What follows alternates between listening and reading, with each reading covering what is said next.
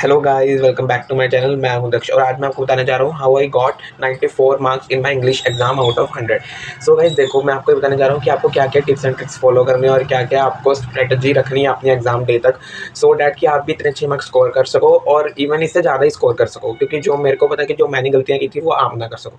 So let's get started. So first topic is my कि understand the syllabus. सबसे पहले आपको सिलेबस को देखना है कि आपका सिलेबस क्या है। आपको PYQs देखने हैं, आपको देखना है कि हाँ क्या इस बार हमारा सिलेबस में है क्या नहीं है। फर्स्ट ऑफ ऑल तो आपको अंडरस्टैंड द सिलेबस करना जो भी सिलेबस के बीच में है।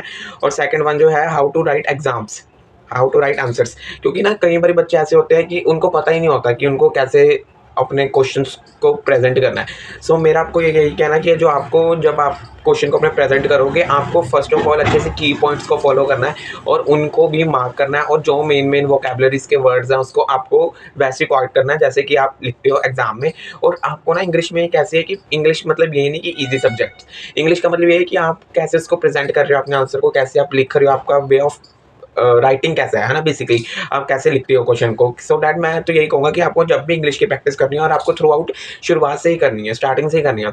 आपको ये करना है कि अगर आप कोई भी चैप्टर है उसको पढ़ रहे हो, आप उसको अच्छे से लिख रहे हो तो याद कर रहे हो। आप याद करने के बाद चाहे एक क्वेश्चन है चाहे पूरा चैप्टर है, आप उसके क्वेश्चन को लिखो। अगर क्वेश्चन पूरा पूरा मतलब आंसर नहीं राइट करना, तो आप ऐसा कर सकते हो, जो कि उसके की पॉइंट्स है, मेन पॉइंट्स आप उसको लिख सकते हो, सो डैट कि आपको आपकी गलतियाँ याद हो और आप अगली बार मिस्टेक्स ना करो और आपका जो क्वेश्चन प्रैक्टिस आंसर प्रैक्टिस है वो अच्छे से अचीव हो। और सेकंड है मेरा, थर्ड है मेरा वोकैबुलरी सेशन। वोकैबुलरी बहुत बहुत इंपैक्ट करती है। देखो, अगर आपकी वोकैबुलरी नहीं ठीक होगी तो आप क्वेश्चन को कैसे लिखोगे, है ना, आप सेंटेंस फॉर्मेशन कैसे बनाओगे। तो मेरा तो यही हिसाब है, क्योंकि मेरे भी बहुत मार्क्स गंदे आते थे, क्योंकि I scored only my pre boards is my only score was 57, I think 57 या 54 मार्क्स थे मेरे, कि मैंने इंग्लिश में इतना ही स्कोर किया था, इससे ज़्यादा नहीं था मेरा। और मेरे को ये पता था क्योंकि मैंने बहुत गलती की थी, क्योंकि मेरी वोकैबुलरी सेंटेंस फॉर्मेशन नहीं ठीक होती, क्योंकि मेरे पास सिर्फ एक मंथ था अपने प्री बोर्ड से लेकर बोर्ड्स तक का कि इसको मैं अच्छा कर सकूँ। तो मैंने इंग्लिश में भी अपनी दिन रात प्रैक्टिस की, क्वेश्चंस को लिखा, सेंटेंस फॉर्मेशन, आर्टिकल्स, डिटर्मिनर, सबको मतलब बहुत अच्छे से पढ़ा और उनको समझा। सो डैट देखो, मैंने 57 से 94 स्कोर किया, क्योंकि ना मेरा ऐसा था इंग्लिश कि मेरी इंग्लिश बहुत ज़्यादा वीक थी। मतलब कि मैंने जब भी मेरे प्री बोर्ड होते थे या वैसे एग्जाम होते थे, आई स्कोर्ड ओनली 58, 54, 57 ऐसे मार्क्स आते थे, मेरे से ज़्यादा कभी आए ही नहीं। सो उसके कारण मैंने अच्छे से जब प्रैक्टिस की 1 मंथ, मैंने इतनी वीडियोस देखी और यूट्यूब पे, क्योंकि मैंने सेल्फी करते हैं इंग्लिश का तो सारी। बट आप ऐसा करना कि यूट्यूब पर बहुत अच्छे अच्छे टीचर अवेलेबल है जिनसे आप पढ़ सकते हो। मैंने भी इनसे ही पढ़ा था और मैंने अपनी सेंटेंस फॉर्मेशन अच्छी की थी और वोकैबुलरीज, डिटर्मिनर, सारों को मतलब आर्टिकल्स को बहुत अच्छे से पढ़ा था, समझा था, सो डैट कि मेरे इतने अच्छे मार्क्स आ सके। देखो, मैंने सीधे ही 57 से 94 पे जंप किया है। सो आप भी ऐसा कर सकते हो। अगर मैं ऐसा कर सकता हूँ तो आप भी ऐसा कर सकते हो। तो आपको यही करना है, ठीक है। उसके बाद होता है कि PYQs गाइज मस्ट है, क्योंकि अगर आपको यही नहीं पता होगा कि एग्जाम में पूछा क्या है ना, पूछते क्या है, तो आप कैसे मतलब एक कह सकते हैं, सोच सकते हो कि हाँ हमें क्या आने वाला है क्या नहीं, क्योंकि PYQ से बहुत बड़ी पेपर रिपीट होता है। मैंने ज़्यादा नहीं, कि मैं ये नहीं बोलूँगा कि मैंने 10 साल के किए थे, ऐसा नहीं था। मैंने लास्ट 3-4 ईयर्स के तो किए थे PYQs। उससे मैंने अपना एग्जाम दिया था और मेरे को उससे हेल्प, मतलब इतनी हेल्प तो नहीं मिलती, बट आपको काफ़ी अंडरस्टैंडिंग हो जाती है कि हाँ आपका पेपर कैसा है कैसा नहीं आया। सो आपको भी यही चीज़ करनी है कि हाँ आपको भी अपने PYQs को तो देखना ही देखना है। उसके बाद है रिवाइज। आपको रिवाइज कैसे करना है सारा सिलेबस एक दिन पहले।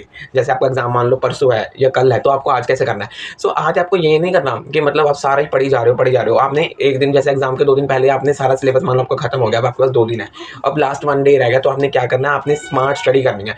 आपने सिर्फ की पॉइंट्स देखने हैं चैप्टर्स के, कि हाँ आप जिससे आपका माइंड भी काम रहे, आपको सिर्फ की पॉइंट्स देखने हैं। देन आपको नोटिस, लेटर्स और ऐसे के फॉर्मेट्स देखने हैं, क्योंकि आपको पता है ग्रामर पार्ट भी बहुत मार्क्स वाला होता है, काफ़ी मार्क्स होते हैं। मेरे को तो 15 मार्क्स का आया था, 15-16 मार्क्स का। तो आपको भी ऐसे ही रखना है कि मतलब ग्रामर पार्ट, क्योंकि बहुत इंपॉर्टेंस होता है, वो काफ़ी मतलब मार्क्स कैरिंग वो होता है। तो आपको भी यही करना है कि आपको फॉर्मेट्स वगैरह बहुत अच्छे से देखने हैं, लेटर्स के और क्या नाम है, ऐसे के, नोटिस वगैरह के, जो भी हैं आपको उसके अच्छे से आपको वो करने हैं। और आपको उसका भी फॉर्मेट देखना है कि हाँ ये कैसा है, इसमें क्या चीज़ लिखी हुई है क्या चीज़ नहीं लिखी हुई। सो डैट कि आप एक दिन पहले बेवकूफ़ों की तरह सारा लिखी ना जाओ, या पागलों की तरह आपका ऐसे माइंड एग्जॉस्ट हो जाएगा, क्योंकि इतने चैप्टर्स हैं, फिर वोकैबुलरीज हैं, बहुत सारा सिलेबस होता है, तो आप कैसे इतना कर पाओगे। तो मैं तो यही बोलूँगा कि सिर्फ remember the key points and format याद रखो लेटर्स वगैरह का, ठीक है। और लास्ट का मेरा जो टॉपिक है वो है कि how to write your answers. ठीक है, तो आपको पता है कैसे राइट करना है, जो आपके, मैंने आपको इस इंट्रो में भी बोला था, मैं एंड में भी बोल रहा हूँ कि जो भी आपके मार्क्स का मतलब जो भी आपका क्वेश्चन मार्क्स वो होगा, आपको उसको अच्छे से 5-6 लाइन में कर देना, क्योंकि जितनी, मेरा कहना यह है, क्योंकि हमारे सर भी ये बोलते थे कि जितनी आप इंग्लिश के वर्ड्स को, मान लो आपको स्टोरी पता भी है, बट आपको आप वो 2 मार्क्स का 3 मार्क्स का क्वेश्चन है, बट आप उसको लिखे जा रहे हो, लिखे जा रहे हो, लिखे जा रहे हो, सो इससे क्या होता है कि आपकी इंग्लिश की मिस्टेक्स आती हैं। आप मान लो आपने इसकी जगह वॉज लगा दिया, ठीक है, ऐसे तो वॉस की जगह बिल लगा दिया, मतलब वैसे तो बिल होता ही है क्योंकि पास्ट में होती है सारी स्टोरीज, बट तब भी आपको ये कहीं ना कहीं आप गलती कर देते हो। तो इससे क्या होता है, जो एग्जामिनर होता है, हाँ, वो उसका वो देख लेता है, तो उसका वैसे ही बैड इंप्रेशन पड़ जाता है कि हाँ, बच्चे ने इतना बड़ा आंसर तो लिख दिया, पर जो उसकी सेंटेंस फॉर्मेशन है वो बिल्कुल ही बेकार है।